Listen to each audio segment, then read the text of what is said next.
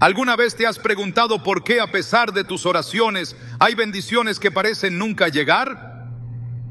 Tal vez la respuesta está en algo que has pasado por alto. En Juan 10:10, Jesús nos advierte: el ladrón no viene sino para hurtar, matar y destruir. Yo he venido para que tengan vida y para que la tengan en abundancia. Esta poderosa declaración revela una verdad espiritual profunda. Los demonios no solo atacan desde fuera, también buscan robar desde dentro, especialmente cuando abrimos puertas a través del pecado oculto.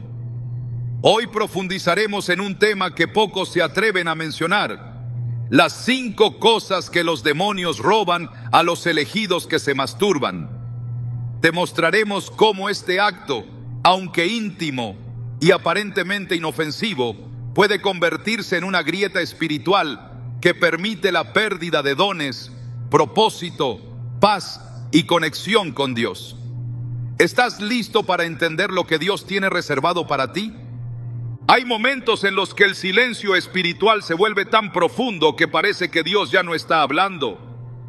Pero ¿y si ese silencio no es ausencia divina, sino consecuencia de una desconexión que nosotros mismos hemos provocado?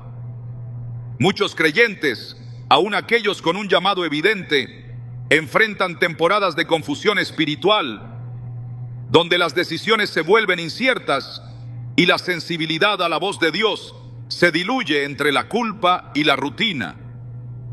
Lo más inquietante es que este estado no siempre es el resultado de ataques externos, sino de puertas abiertas por dentro.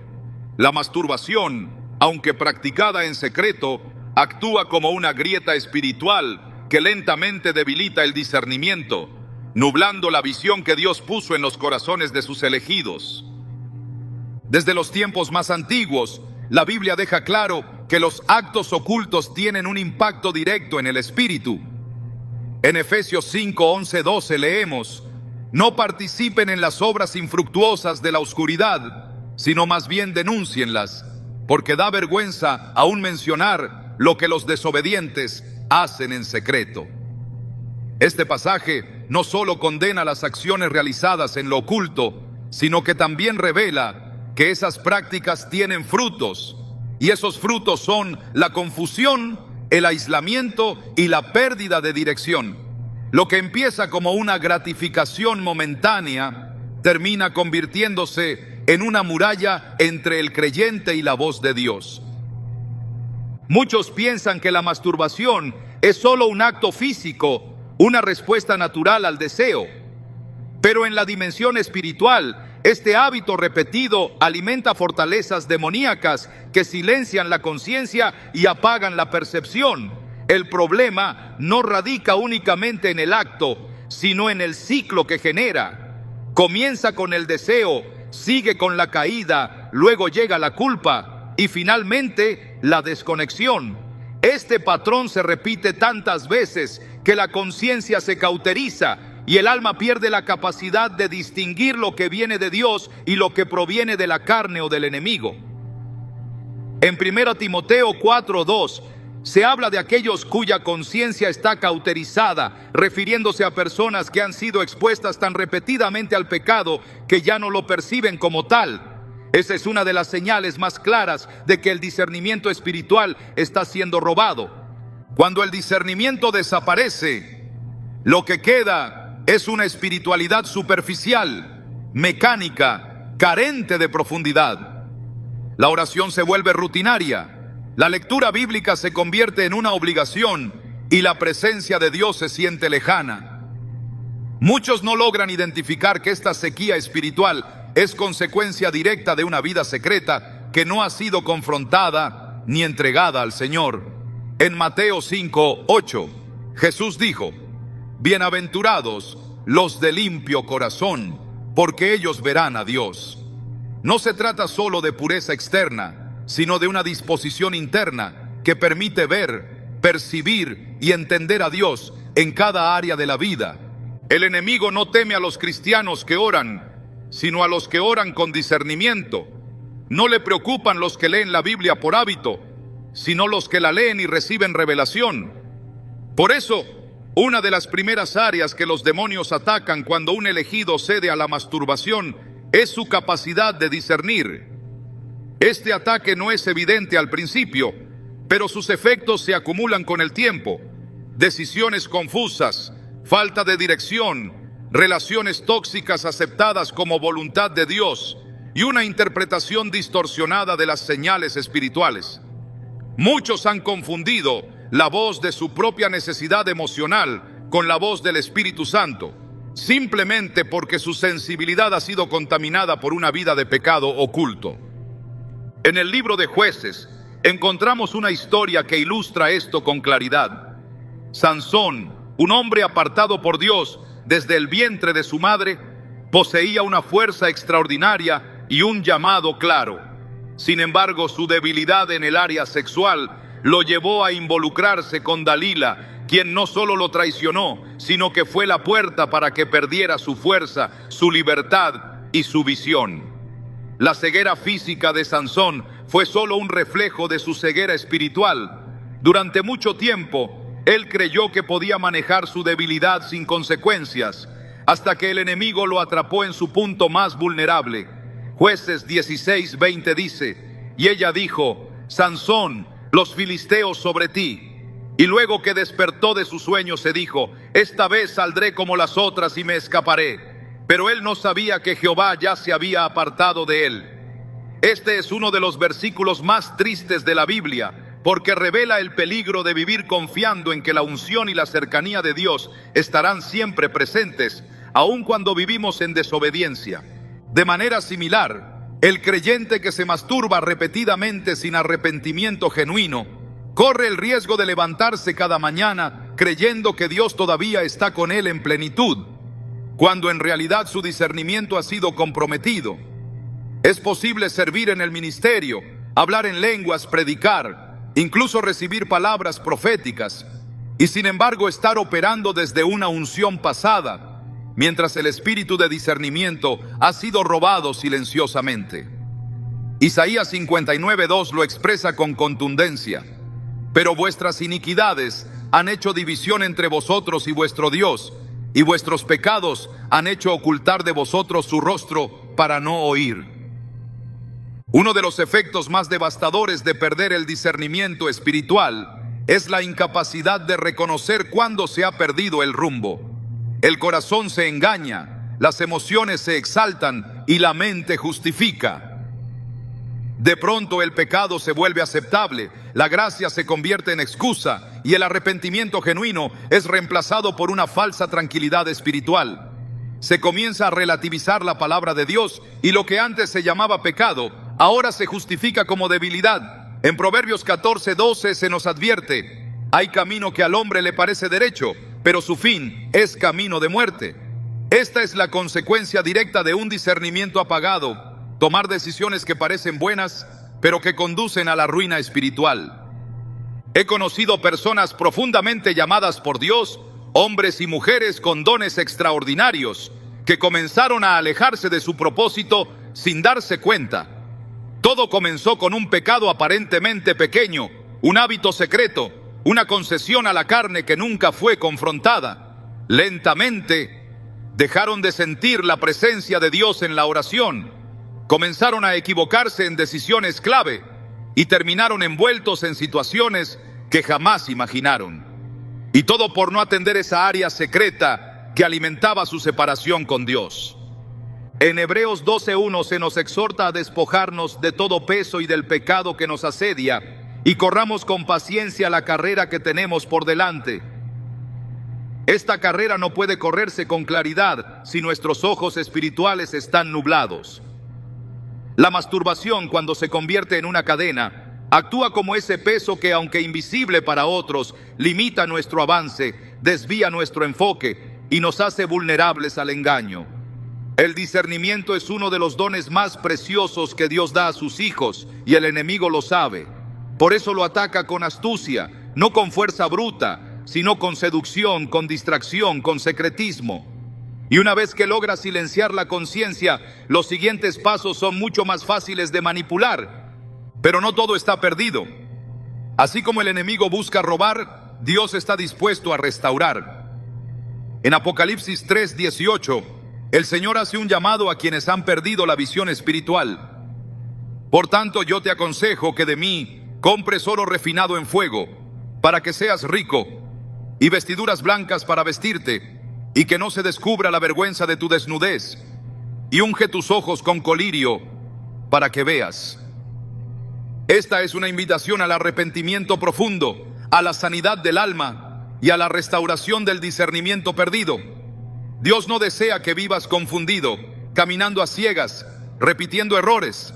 Él anhela restaurar tu sensibilidad, renovar tu mente y devolverte la claridad que una vez tuviste. Hay una verdad que no se puede negar: cuanto más cerca estás de Dios, más fácil es reconocer su voz. Y cuanto más permites que el pecado permanezca, más difícil es distinguir entre lo divino y lo emocional. Si sientes que has perdido tu conexión, si ya no reconoces la voz del Espíritu, si tus decisiones recientes te han alejado del propósito que Dios reveló sobre tu vida, tal vez es hora de revisar las puertas que has dejado abiertas. Tal vez es momento de cerrar el ciclo que está robando tu discernimiento y permitir que Dios te devuelva la claridad y la paz que solo Él puede dar. Y así comienza este camino. Porque lo que está en juego no es simplemente tu estado espiritual actual, sino tu destino eterno, tu llamado y la plenitud de la vida que Dios diseñó para ti. El discernimiento no es un lujo para algunos, es una necesidad urgente para todos. Y hoy, Dios está dispuesto a devolvértelo, si estás listo para confrontar lo que lo ha robado. El propósito divino no es una opción secundaria en la vida de los elegidos, es el diseño primordial por el cual fueron creados.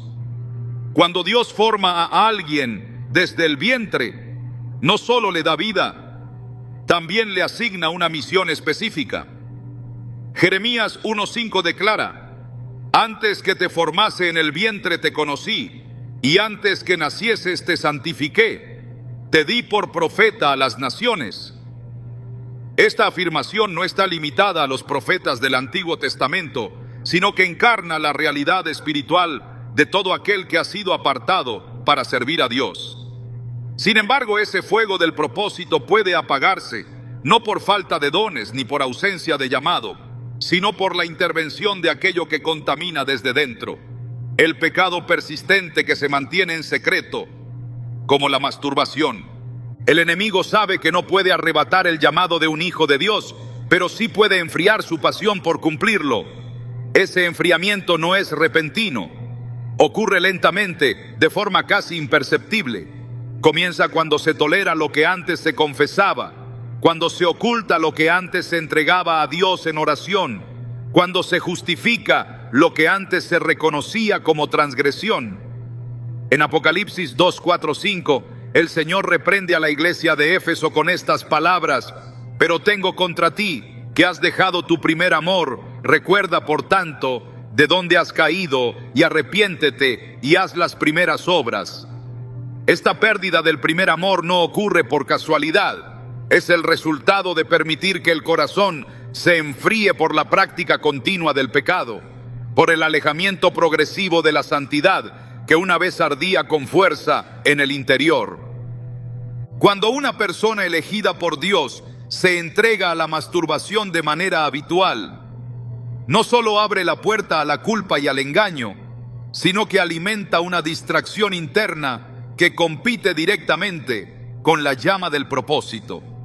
La energía espiritual que debería estar dirigida al servicio, a la intercesión, a la adoración y al cumplimiento del llamado, se ve drenada por una batalla interna que consume la pasión. Pablo lo expresa claramente en Gálatas 5:17. Porque el deseo de la carne es contra el espíritu, y el del espíritu es contra la carne, y estos se oponen entre sí, para que no hagáis lo que quisiereis. Este conflicto interno constante impide al creyente avanzar con firmeza en su llamado, pues cada caída añade una capa de desánimo. Cada recaída debilita el entusiasmo por el servicio, y cada momento de indulgencia erosiona el fervor del compromiso. El fuego del propósito no es un símbolo abstracto, es una fuerza viva que impulsa a actuar, a obedecer, a persistir incluso cuando no hay resultados visibles. Es ese fuego el que sostenía a los apóstoles en medio de la persecución, el que movía a los profetas a hablar incluso cuando sabían que serían rechazados. En Hebreos 12:29 se nos recuerda que nuestro Dios es fuego consumidor. Y ese fuego también debe arder en el interior de aquellos que han sido escogidos para manifestar su gloria. Pero cuando la pureza se compromete por hábitos ocultos, el altar interior se llena de ceniza. Lo que una vez era llama viva, se convierte en un rescoldo apenas perceptible. El enemigo no necesita apagar de golpe el fuego de un llamado, le basta con entibiarlo. La tibieza espiritual es uno de los estados más peligrosos en los que puede encontrarse un elegido. No se trata de rechazo abierto a Dios, sino de una indiferencia creciente hacia su voz, una actitud pasiva que tolera lo que antes incomodaba, que aplaza lo que antes se anhelaba. Jesús fue directo al hablar de este estado en Apocalipsis 3:16. Pero por cuanto eres tibio y no frío ni caliente, te vomitaré de mi boca. Estas palabras son duras, pero revelan la gravedad de permitir que el fuego del propósito sea sofocado por la complacencia carnal. El hábito de la masturbación, cuando no se enfrenta con sinceridad y entrega total, se convierte en un drenaje espiritual constante. Roba el tiempo que debía ser para Dios. Ocupa la mente con imágenes que contaminan, distorsiona el entendimiento de la sexualidad, pero sobre todo apaga la urgencia por vivir para algo mayor. Se pierde la sensación de inmediatez, se posterga el compromiso y el corazón comienza a acomodarse en una rutina donde Dios ya no es el centro. 2 Timoteo 1:6 dice: por lo cual te aconsejo que avives el fuego del don de Dios que está en ti. Esta exhortación no es una sugerencia emocional, es una instrucción espiritual. Ese fuego no se aviva automáticamente, requiere intencionalidad, renuncia, limpieza interior, y nada puede apagar ese fuego con tanta rapidez como una vida que tolera el pecado sexual de forma repetida. Dios ha puesto sueños, visiones y promesas en los corazones de los elegidos, pero esas promesas no se cumplen automáticamente. La fidelidad a Dios, la pureza del corazón y la entrega total son condiciones necesarias para mantener vivo el impulso que lleva a cumplir el propósito. Cuando esas condiciones se relajan, lo que fue un día un llamado ardiente termina siendo una historia que solo vive en la memoria. Romanos 12:11 nos insta: en lo que requiere diligencia, no perezosos, fervientes en espíritu, sirviendo al Señor. Este fervor no puede coexistir con una vida espiritual dividida, donde se sirve a Dios públicamente mientras se alimenta el pecado en lo privado. Esa dualidad termina por desgastar el alma, endurecer la conciencia y apagar la llama. En las Escrituras hay momentos donde el fuego representaba la aprobación y presencia de Dios. Cuando Elías confrontó a los profetas de Baal, el fuego que descendió del cielo fue señal de que Dios había escuchado y aprobado su clamor. Pero ese fuego no habría descendido si Elías hubiera estado en pecado. Primero Reyes 18:38 dice: entonces cayó fuego de Jehová y consumió el holocausto, la leña, las piedras y el polvo. Esa manifestación de poder es inseparable de la santidad del altar. Hoy el altar está en el corazón y ese fuego sigue siendo símbolo de la comunión con Dios. Pero cuando ese altar se contamina con prácticas como la masturbación, el fuego deja de descender, no porque Dios haya cambiado, sino porque ya no hay un espacio limpio donde Él pueda habitar con plenitud. La vida del creyente no puede sostenerse con emoción pasajera ni con apariencias. El llamado requiere convicción profunda, integridad y una disposición constante a renunciar a todo lo que se interponga entre el alma y Dios. La masturbación, aunque escondida tras la excusa de la debilidad humana, representa un obstáculo real para mantener la llama del propósito encendida. No es simplemente una caída ocasional. Cuando se convierte en un patrón, en una práctica tolerada, se transforma en una estrategia del enemigo para extinguir el avance espiritual. La vida que Dios diseñó para cada uno de sus elegidos no es una vida de estancamiento ni de frustración, sino una existencia plena en la que cada acción se alinea con su voluntad. Pero esa plenitud solo se alcanza cuando se vive con un corazón purificado, completamente entregado y dispuesto a sacrificar incluso los deseos más arraigados por causa del reino. Muchos se preguntan por qué ya no sienten la misma pasión que al principio. ¿Por qué ya no oran con la misma intensidad ni sienten el mismo gozo al servir? La respuesta está en el estado del fuego interior. Si el propósito ya no impulsa, si el llamado ya no arde, si el servicio se ha vuelto mecánico, es tiempo de examinar el altar. Es tiempo de identificar qué lo ha contaminado, qué lo ha apagado. El fuego del propósito no se extingue solo, se apaga cuando dejamos que el pecado tenga espacio donde antes solo Dios habitaba. En Levítico 6:13 se ordena: el fuego arderá continuamente en el altar, no se apagará. Este mandato no era simbólico, era una orden clara. Y aunque pertenecía al sacerdocio levítico, hoy aplica al sacerdocio espiritual de todos los creyentes. El fuego debe arder continuamente, sin interrupción. Pero ese fuego solo puede mantenerse si no se permite que el pecado sexual tenga lugar en el templo del Espíritu Santo. 1 Corintios 6:19 nos recuerda: ¿o ignoráis que vuestro cuerpo es templo del Espíritu Santo, que está en vosotros, el cual tenéis de Dios, y que no sois vuestros? Este templo no puede ser profanado con impureza y al mismo tiempo pretender estar lleno de gloria. La restauración del propósito perdido comienza con la limpieza del altar. No se trata de emociones intensas ni de promesas vacías. Es una rendición real, sostenida por decisiones concretas. Es volver a lo básico, a la obediencia, a la pureza, a la consagración.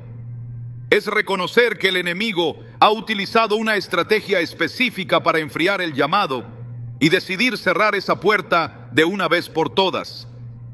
Solo entonces el fuego del propósito volverá a arder con fuerza. El alma será restaurada y la dirección divina será clara nuevamente. Dios no ha retirado su llamado, pero el fuego que lo sostiene solo se mantiene vivo cuando se vive en santidad. Y ahora es el momento de decidir qué fuego queremos alimentar, el de la carne o el del espíritu. La unción no es una emoción pasajera ni un estado reservado para momentos específicos de fervor espiritual. Es una realidad permanente para los que caminan en obediencia, una marca espiritual que habilita, respalda y distingue a los elegidos de Dios. La unción es la evidencia viva de que el Espíritu de Dios habita, actúa y fluye a través de un vaso limpio. Pero cuando ese vaso comienza a llenarse de impurezas, el flujo de la unción se interrumpe, no porque Dios haya retirado su presencia, sino porque el canal ha sido contaminado. En Isaías 59:2 leemos: vuestras iniquidades han hecho división entre vosotros y vuestro Dios, y vuestros pecados han hecho ocultar de vosotros su rostro. El favor y la unción no se retiran arbitrariamente, sino que se ven bloqueados por la obstinación en el pecado. El pecado sexual, en especial la masturbación, tiene una característica que lo hace particularmente corrosivo. Se practica en secreto, alimentando una doble vida que deteriora lentamente la integridad espiritual. Esta duplicidad rompe el acuerdo entre el alma y Dios, introduciendo una hipocresía que, aunque invisible para los demás, resulta evidente en el mundo espiritual. En 2 Timoteo 2:21 se declara: Si alguno se limpia de estas cosas, será instrumento para honra, santificado, útil al Señor y dispuesto para toda buena obra. No hay utilidad espiritual en un instrumento sucio, aunque lleve nombre de consagrado o cumpla funciones ministeriales. Dios no unge por apariencia, unge por obediencia. La unción no puede fluir con libertad cuando el corazón está dividido, cuando hay áreas no rendidas, cuando se permite que la carne dicte las decisiones. Es en ese punto donde los demonios operan con mayor efectividad, no atacando directamente la unción, sino contaminando el canal a través del cual ella fluye. Y el resultado es un creyente que sigue hablando de Dios, pero sin autoridad, que canta pero sin impacto, que predica pero sin transformación. Esa desconexión no siempre es inmediata, pero es progresiva y evidente. Se pierde la sensibilidad a la presencia, se apaga el gozo en el servicio y se extingue la frescura del mensaje.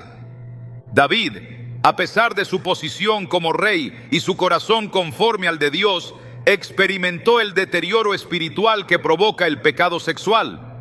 Su caída con Betsabé no solo produjo consecuencias visibles como la muerte de su hijo, sino una pérdida temporal del favor y la unción.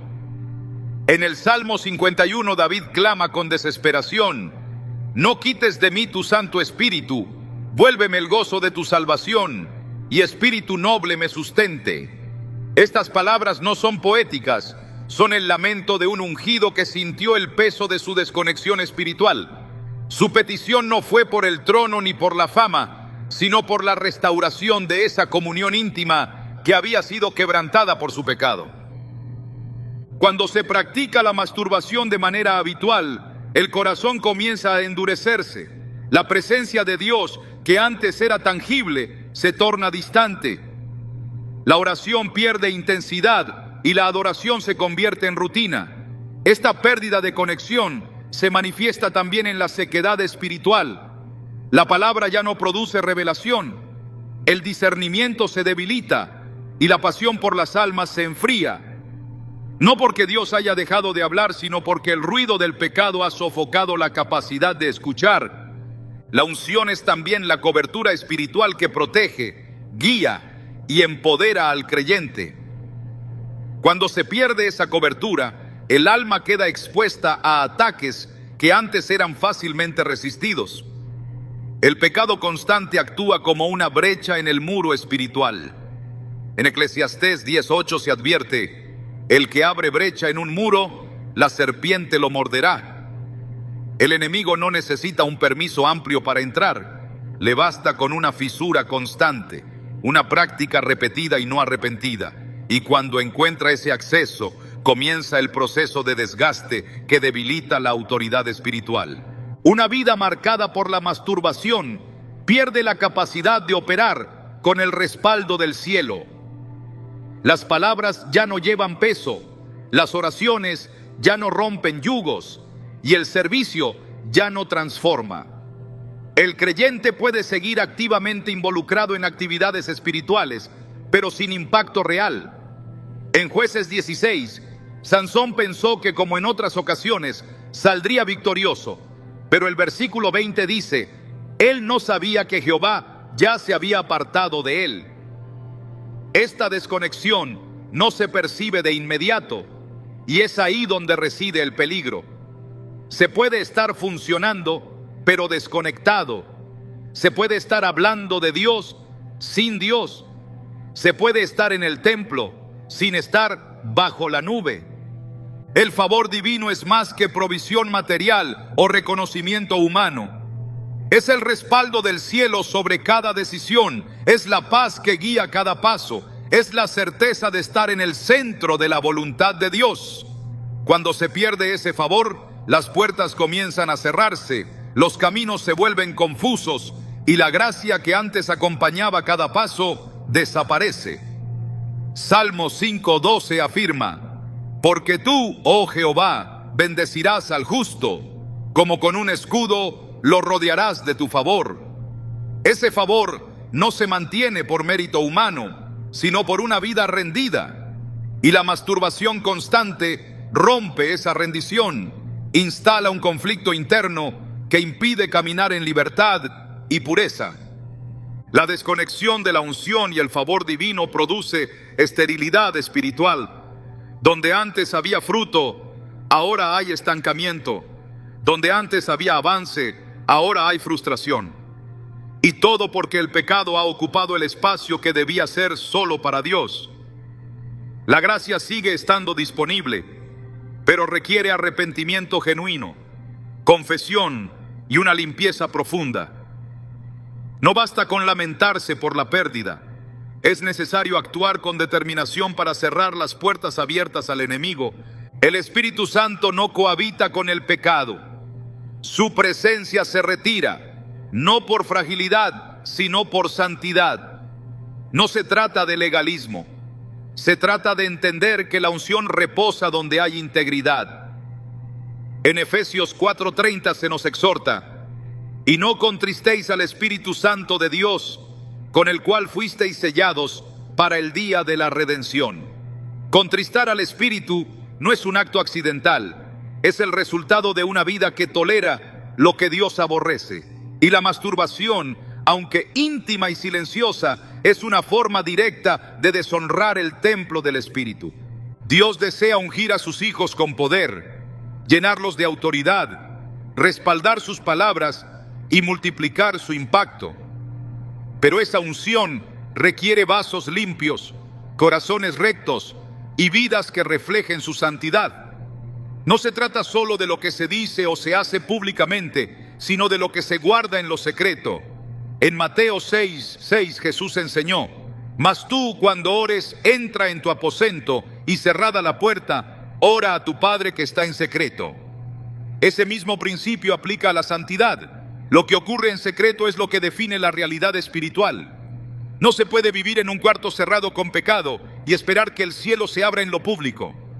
La restauración es posible, pero requiere decisión. La gracia de Dios está disponible para romper cadenas, limpiar el alma y restaurar la conexión con el Espíritu. Pero esa restauración no será plena hasta que se cierren todas las puertas al pecado y se vuelva al primer amor. El aceite fresco no puede ser derramado en odres viejos. El fuego nuevo no puede arder en altares contaminados. Es necesario preparar el lugar, limpiar la vasija y hacer espacio para que la unción fluya nuevamente con libertad y poder. La masturbación, aunque minimizada por la cultura y racionalizada por muchos, sigue siendo una violación al diseño de pureza que Dios estableció para sus hijos.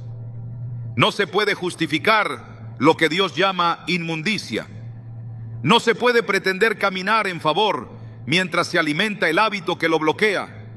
Es tiempo de romper el ciclo, cerrar la brecha y recuperar la conexión con la unción que fue robada. El Espíritu Santo está dispuesto a volver a llenar, pero solo donde encuentra limpieza y consagración. Y ese es el llamado para los elegidos: volver a ser templos vivos, vasos de honra, instrumentos que no solo hablen de Dios, sino que porten su presencia con poder y autoridad. Cuando la opresión llega, no siempre se presenta como un estruendo. A menudo entra silenciosamente, disfrazada de pensamientos recurrentes, de emociones inexplicables, de una tristeza sutil que no desaparece. Y en el ámbito espiritual, esa opresión tiene raíces que muchas veces no se reconocen, porque no provienen de lo visible, sino de lo que se practica en lo oculto. La masturbación no es simplemente un desliz físico, es una puerta abierta a la invasión de fuerzas espirituales que operan sobre la mente, la voluntad y las emociones, generando ciclos de desánimo, ansiedad, inestabilidad emocional y una lucha interna que no se resuelve solo con fuerza de voluntad. Los demonios no solo buscan desviar a los elegidos del camino, quieren atraparlos en una cárcel mental donde la vergüenza sea constante, donde la paz interior se desvanezca y la mente esté cargada de pensamientos que contradicen la identidad dada por Dios. El alma comienza a sentirse atrapada, pero no por circunstancias externas, sino por una carga interna que va creciendo con cada práctica que se realiza sin arrepentimiento verdadero. La mente se llena de inquietud, la culpa se intensifica y una niebla espiritual comienza a envolver la conciencia. En 2 Corintios 10, 4, 5 se nos recuerda: porque las armas de nuestra milicia no son carnales, sino poderosas en Dios para la destrucción de fortalezas, derribando argumentos y toda altivez que se levanta contra el conocimiento de Dios, y llevando cautivo todo pensamiento a la obediencia a Cristo. Esta batalla no se libra con palabras externas, se libra en la mente. Las fortalezas que se levantan no son visibles, pero son estructuras mentales alimentadas por el pecado continuo, por la autoacusación, por el rechazo propio y por la incapacidad de sentirse digno ante Dios. Es una prisión que comienza con un pensamiento y termina modelando un comportamiento que se normaliza, pero que en lo profundo consume la salud emocional y espiritual del creyente. El enemigo sabe que si logra instalar una mentira en la mente de un elegido, ha ganado un terreno estratégico. Y la masturbación es terreno fértil para esas mentiras. No puedes cambiar, no eres digno, ya perdiste la gracia, Dios no te escucha, esto no tiene solución. Esas frases no se originan en la verdad del Evangelio, sino en un sistema de pensamientos cultivado por una conciencia debilitada. En Juan 8:44, Jesús dice que el diablo ha sido homicida desde el principio y no ha permanecido en la verdad, porque no hay verdad en él.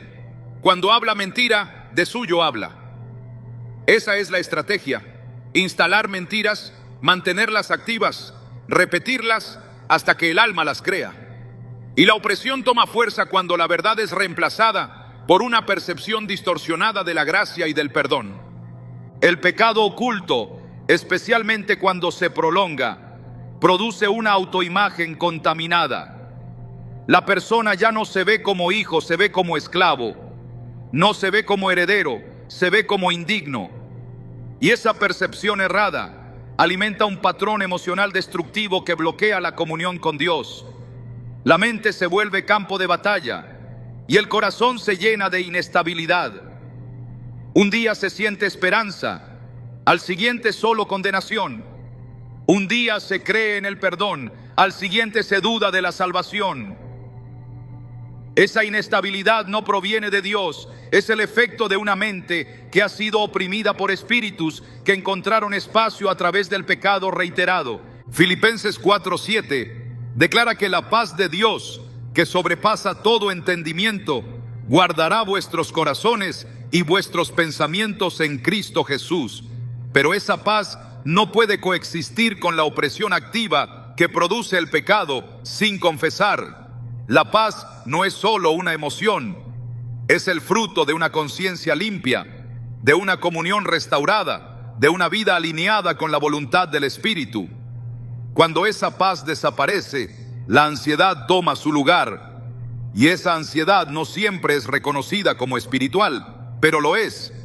Es el alma clamando por restauración, es el espíritu resistiendo la opresión que ha sido tolerada demasiado tiempo. La opresión emocional también se manifiesta en la forma en que se percibe el entorno. Lo que antes inspiraba, ahora agobia. Lo que antes motivaba, ahora abruma. El servicio se vuelve una carga, la oración una obligación, la Biblia un libro cerrado. No porque el contenido haya cambiado, sino porque el alma ha sido ensombrecida por una nube espiritual que impide disfrutar lo que antes era fuente de vida. Esa es una de las estrategias más eficaces del enemigo: desconectar al creyente emocionalmente de todo lo que lo nutría espiritualmente. Y lo hace sutilmente, sin grandes rupturas, pero con una persistencia que, si no se enfrenta, termina por quebrar la estabilidad emocional y la conexión con la verdad. En Romanos 8:6 leemos: porque el ocuparse de la carne es muerte, pero el ocuparse del espíritu es vida y paz. La masturbación alimenta el enfoque en la carne. No se trata únicamente de un deseo que se satisface, sino de una forma de vida donde los sentidos gobiernan. donde la búsqueda de placer reemplaza la búsqueda de Dios. Y esa vida centrada en la carne produce muerte en muchas formas: muerte emocional, muerte de la esperanza, muerte del gozo, muerte de la sensibilidad espiritual. La mente ya no se deleita en lo eterno, se obsesiona con lo temporal. El alma ya no canta, se lamenta. El espíritu ya no se eleva, se arrastra. La depresión, el desgano, la fatiga mental constante muchas veces no tienen raíces únicamente psicológicas. Hay opresiones espirituales que se disfrazan de condiciones emocionales, y cuando no se discierne la raíz, se intenta resolver con soluciones superficiales, lo que requiere una limpieza profunda del alma. Salmo 32, 3, 4 describe la experiencia del alma cargada por el pecado. Mientras callé, se envejecieron mis huesos en mi gemir todo el día, porque de día y de noche se agravó sobre mí tu mano, se volvió mi verdor en sequedad de verano. Este no es solo un lamento físico, es una descripción emocional de alguien que ha vivido en silencio, que ha cargado con el peso de su pecado sin confesarlo, y cuya alma se ha agotado por dentro. La masturbación persistente roba el descanso interior. La persona puede dormir pero no descansar, puede reír pero no disfrutar, puede estar rodeada pero sentirse sola. Esa es la marca de la opresión: vivir con aparente normalidad mientras por dentro se libra una batalla constante. Y esa batalla no se gana con esfuerzo humano, sino con rendición genuina. No se trata de intentar más fuerte, se trata de entregar completamente el área que ha sido fuente de opresión, para que Dios recupere el terreno y vuelva a establecer su paz. En Isaías 26:3 se nos da una promesa poderosa: tú guardarás en completa paz a aquel cuyo pensamiento en ti persevera, porque en ti ha confiado.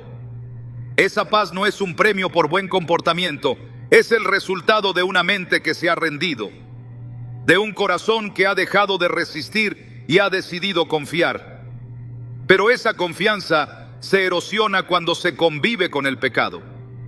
Cada recaída mina la seguridad en Dios. Cada episodio de indulgencia alimenta la duda. Y la duda abre la puerta a más opresión. Es un ciclo que solo se rompe con un acto decidido de renuncia total. El enemigo no quiere únicamente que se caiga en pecado, quiere que se permanezca en él, que se lo acepte, que se lo normalice. Porque mientras se lucha, aún hay guerra espiritual. Pero cuando se deja de luchar y se justifica el pecado, el terreno ha sido completamente tomado. Efesios 4:27 advierte: ni deis lugar al diablo. Y el lugar que se le da en el alma, aunque pequeño, se convierte en un centro de operaciones que afecta todas las áreas: los pensamientos, las emociones, las decisiones, las relaciones, la percepción de Dios y la percepción de uno mismo. La restauración emocional comienza con la verdad, no con palabras superficiales, sino con la confrontación profunda de lo que se ha tolerado. El Espíritu Santo no viene a acusar, viene a redarguir, a revelar la raíz, a desenterrar lo que ha estado escondido, no para exponer, sino para sanar. Juan 16:13 declara: pero cuando venga el Espíritu de verdad, Él os guiará a toda la verdad. Esa verdad no solo se refiere a doctrinas, se refiere a la condición del corazón. El Espíritu revela lo que ha causado la opresión para que pueda ser entregado. Y cuando eso ocurre, la paz vuelve, la mente se aclara, el alma se fortalece. La opresión no es una condena permanente, es un síntoma de que el alma necesita intervención divina. Y esa intervención no es inalcanzable. Está disponible para los que reconocen, confiesan y entregan. La libertad comienza en el pensamiento, continúa en la confesión y se manifiesta en la transformación. Pero para que esa transformación ocurra, el área que ha sido terreno del enemigo debe ser desalojada completamente. Solo así la paz de Dios podrá volver a gobernar el corazón y la mente de sus elegidos. El amor fue concebido por Dios como una expresión pura de su naturaleza. Desde la creación, la relación entre el hombre y la mujer fue establecida bajo el principio de unidad, fidelidad y propósito eterno. La sexualidad dentro del contexto divino no es solo un acto físico, sino una manifestación espiritual que representa un pacto sagrado. Génesis 2:24 lo expresa con claridad al decir: por tanto, dejará el hombre a su padre y a su madre, y se unirá a su mujer, y serán una sola carne. Este diseño sin distorsión refleja el corazón mismo del Creador y su intención para la humanidad. Pero cuando este principio se vulnera a través del pecado, especialmente mediante la masturbación alimentada por fantasías y estímulos impuros, el entendimiento del amor comienza a deformarse profundamente. La masturbación no opera sola, se nutre del deseo, de la imaginación carnal, de estímulos visuales que contrarrestan la santidad. El acto en sí se convierte en una escuela de pensamientos torcidos, donde el alma se entrena a buscar placer separado del pacto, separado de la entrega, separado del sacrificio mutuo que define el verdadero amor. En Mateo 5:28 Jesús afirmó: cualquiera que mira a una mujer para codiciarla, ya adulteró con ella en su corazón. Este nivel de pureza que exige el reino no solo revela la seriedad del asunto, sino que también señala el punto donde comienza la distorsión. Lo que se imagina, lo que se visualiza, lo que se desea en secreto, termina contaminando el alma y modelando una visión de las relaciones completamente alejada de la voluntad de Dios. El corazón empieza a esperar lo que no es real. Se sustituye el compromiso por la gratificación inmediata, el respeto por el uso, la comunión por el consumo. Cada vez que se cede al impulso, se debilita la capacidad de ver a los demás como Dios los ve. La lujuria reemplaza al amor genuino, y el deseo se convierte en un ídolo que consume el alma y guía las decisiones. En Romanos 1:24 se describe cómo Dios entrega a los hombres a sus pasiones impuras cuando insisten en deshonrar sus cuerpos entre sí.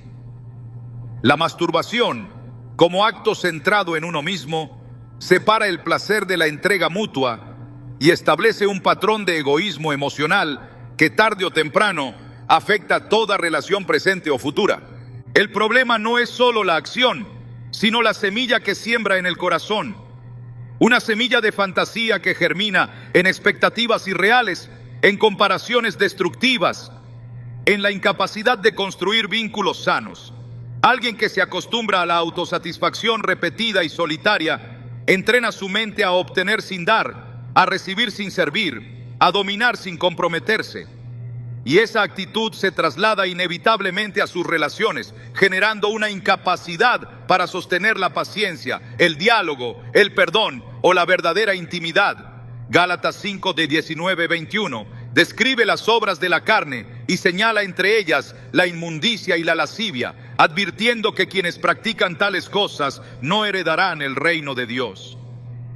Este tipo de distorsión no afecta únicamente al ámbito romántico, también modela la forma en que se interpreta el afecto, el valor propio y el respeto hacia los demás. La masturbación lleva al alma a buscar consuelo en lo físico, a compensar vacíos emocionales con sensaciones pasajeras, a reemplazar relaciones reales con imágenes. Y esta sustitución va generando una anestesia emocional que impide experimentar el amor de manera sana. Cuando se pierde la sensibilidad espiritual, también se pierde la capacidad de vincularse desde el espíritu. Se comienza a buscar placer, compañía o validación de formas que solo profundizan el vacío. Primera de Tesalonicenses 4:3-5 dice: la voluntad de Dios es vuestra santificación, que os apartéis de fornicación, que cada uno de vosotros sepa tener su propia esposa en santidad y honor, no en pasión de concupiscencia, como los gentiles que no conocen a Dios. Esta enseñanza no es una prohibición legalista, es una guía de restauración. Indica que quien no gobierna su cuerpo desde la santidad terminará gobernado por la concupiscencia, y esa concupiscencia es enemiga del amor porque no conoce el límite ni la honra, solo busca satisfacer la carne, no construir una vida compartida bajo el diseño divino. Quienes son llamados por Dios a cumplir un propósito, no solo están siendo formados espiritualmente, también emocionalmente. Cada área del alma debe estar alineada a los principios del reino para que el testimonio sea íntegro y la vida relacional no sea una contradicción del mensaje predicado. Cuando se tolera el pecado sexual en lo privado, se instala una contradicción que tarde o temprano se manifiesta en las relaciones. No se puede hablar de amor si el corazón está condicionado por la lujuria. No se puede formar un vínculo sano si el alma está habituada a la fantasía y al autoengaño. La masturbación es una puerta a esa contradicción interna, donde lo que se anhela y lo que se practica no coinciden, generando una tensión que rompe la armonía emocional y daña la conexión con los demás. En Efesios 5, 1-3 se exhorta: sed pues imitadores de Dios como hijos amados, y andad en amor, como también Cristo nos amó. Pero fornicación y toda inmundicia o avaricia, ni aun se nombre entre vosotros, como conviene a santos. La pureza sexual no es un estándar opcional, es una manifestación concreta del amor verdadero. Andar en amor incluye controlar el cuerpo, ordenar los deseos y sujetar la mente. No es posible vivir en amor mientras se alimentan prácticas que violan la santidad del cuerpo y distorsionan la visión de los demás. La masturbación no enseña a amar, enseña a consumir. No entrena en la entrega, entrena en el egoísmo. Y donde reina el egoísmo, el amor no puede crecer. Las relaciones afectivas bajo el diseño de Dios requieren de madurez espiritual y emocional. Y esa madurez no se alcanza sin sacrificio, sin dominio propio, sin disciplina interior. El fruto del Espíritu mencionado en Gálatas 5:22 incluye el amor, la paciencia y la templanza. Ninguno de estos puede desarrollarse en un alma esclavizada por la necesidad de satisfacción constante.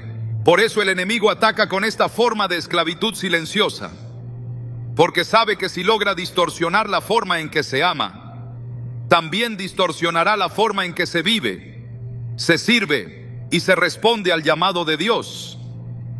La restauración es posible, pero no sin confrontación. Para que el amor verdadero crezca, debe morir la lujuria. Para que el alma se vincule sanamente, debe ser purificada. Para que las relaciones reflejen la gloria de Dios, deben ser construidas sobre un corazón libre de ataduras carnales. En 1 Pedro 1:22 se nos anima: habiendo purificado vuestras almas por la obediencia a la verdad, mediante el Espíritu, para el amor fraternal no fingido, amaos unos a otros entrañablemente, de corazón puro. Esa pureza no nace de una emoción, nace de una decisión espiritual de cerrar toda fuente de contaminación. La distorsión del amor no ocurre de la noche a la mañana. Es el resultado de una exposición prolongada a pensamientos impuros, a hábitos consentidos, a permisividad justificada. Pero el Espíritu Santo sigue siendo poderoso para arrancar de raíz lo que fue sembrado por la carne. Donde hubo confusión, Él puede traer claridad. Donde hubo engaño, Él puede traer verdad. Donde hubo soledad disfrazada de placer, Él puede traer comunión real y amor verdadero. Pero requiere rendición, requiere sinceridad, requiere cortar con toda práctica que haya torcido el diseño original del amor. La masturbación no es una cuestión trivial. Es un terreno estratégico donde el enemigo opera para robar la pureza, la claridad y la capacidad de amar como Cristo amó. A los elegidos se les demanda más, no porque Dios sea estricto, sino porque su llamado es alto. Y el amor al que están llamados es santo, sacrificial y transformador. Solo podrá manifestarse en plenitud cuando el corazón haya sido restaurado y el alma haya sido limpiada de toda raíz de lujuria y mentira. Esa restauración es posible y comienza ahora. La identidad espiritual no es una emoción pasajera ni una etiqueta religiosa. Es una verdad establecida por Dios, una posición eterna que define quiénes somos en su reino. Juan 1:12 declara: mas a todos los que le recibieron, a los que creen en su nombre, les dio potestad de ser hechos hijos de Dios. Esta identidad no se construye con logros, se recibe por gracia. Pero aunque el título de hijo no puede ser revocado por el enemigo, sí puede ser oscurecido, confundido y debilitado en la conciencia de quien peca en secreto. La masturbación, como práctica repetida y tolerada, no solo afecta la conducta externa, sino que erosiona silenciosamente la convicción interna de filiación divina. Cuando un hijo de Dios cae en pecado sexual y no se levanta con arrepentimiento genuino, comienza a experimentar una desconexión emocional con su identidad espiritual. El alma empieza a sentirse indigna, sucia, lejana. La oración se ve afectada no por falta de palabras, sino por la pérdida de confianza para acercarse.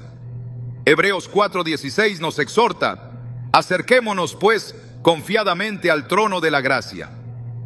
Esa confianza no puede mantenerse cuando el corazón está manchado por una práctica que se repite sin rendición.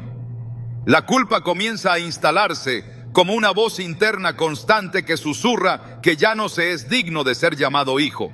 Esa voz no proviene de Dios, sino del acusador.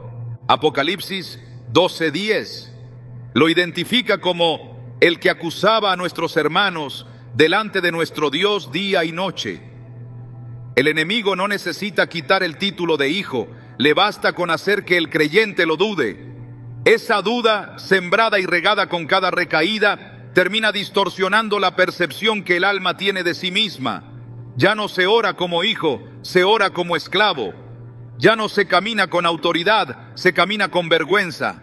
Esa es una de las pérdidas más dolorosas. No el favor, no el llamado, sino la conciencia de pertenencia. El pecado sexual compromete la integridad, pero también hiere la imagen espiritual. El cuerpo, templo del espíritu, al ser tratado como instrumento de placer solitario, deja de reflejar el valor con el que fue creado. 1 Corintios 6:20 lo recuerda: porque habéis sido comprados por precio. Glorificad pues a Dios en vuestro cuerpo y en vuestro espíritu, los cuales son de Dios. Cada vez que se practica la masturbación, el alma pierde claridad sobre ese valor. Se comienza a vivir desde la necesidad, no desde la herencia. Se busca validación externa, no desde la plenitud interna. Y esa desconexión contamina toda relación con el Padre. Cuando Jesús fue bautizado, antes de hacer milagros, antes de predicar, antes de liberar, el Padre habló: este es mi Hijo amado, en quien tengo complacencia. Mateo 3:17. Esa afirmación fue la base de toda su identidad y ministerio. El enemigo intentó atacarla de inmediato en el desierto. Si eres hijo de Dios, Mateo 4:3. Esa es la estrategia: sembrar duda en la base, porque si se tambalea la identidad, todo lo demás se vuelve inseguro. Y cuando un creyente vive en pecado no confesado, especialmente uno ligado a la sexualidad, se vuelve terreno fértil para esa duda. El alma, cargada de vergüenza, ya no escucha con claridad la voz del Padre. Comienza a interpretarla desde el temor, desde la distancia, desde la acusación. Romanos 8:15 reafirma: no habéis recibido el espíritu de esclavitud para estar otra vez en temor, sino que habéis recibido el espíritu de adopción, por el cual clamamos: Abba, Padre. Pero el pecado, cuando no es enfrentado, reactiva ese espíritu de esclavitud, y con él la inseguridad, la inestabilidad y la vergüenza. Lo que debía ser una relación basada en amor se convierte en una lucha constante por sentirse aceptado. El hijo deja de caminar como heredero y comienza a esconderse como Adán entre los árboles del huerto, cubierto con hojas de excusas, huyendo de la presencia que antes le daba sentido.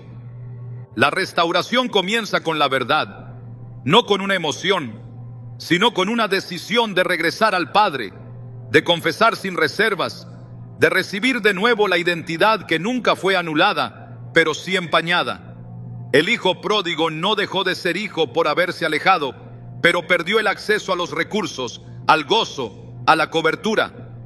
Lucas 15 muestra que solo cuando regresó en humildad pudo ser restaurado en su dignidad. El Padre no le recordó su error, le devolvió su posición. Así también, todo aquel que ha sido debilitado en su identidad por causa de la masturbación puede ser restaurado cuando renuncia al pecado y abraza la verdad. Porque la verdadera libertad no está solo en dejar de caer, sino en volver a vivir como hijo. Y ese es el mayor tesoro que el enemigo quiere robar.